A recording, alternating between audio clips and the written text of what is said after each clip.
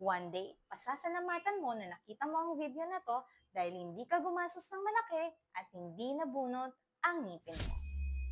Bakit importante ang pagkakaroon ng regular dental cleaning or oral prophylaxis?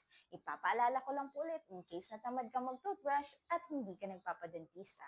Una, tinutulungan ka nito na maalis ang plaque buildup or tartar sa iyong ngipin na hindi kayang alisin ng manual brushing at tanging dentista mo lang ang kayang magtanggal. Ikalawa, it prevents you from having gum disease like gingivitis, periodontitis that can lead into tooth loss. Third, it freshens your breath and helps you detect early dental problems. Also, keep your smile bright as it removes surface stain mula sa pag-inom mo ng kape, tsaa, at iba pang mga pagkain, giving your smile a natural shine. Gaano ito kadalas? For most people, ang ideal ay every 6 months, but if you have braces, gum disease, or any underlying condition, recommended ng iyong dentist na magpa-cleaning ka for every 3 to 4 months. Ito ay isang paalala kung paano mo dapat pangalagaan ang oral health mo.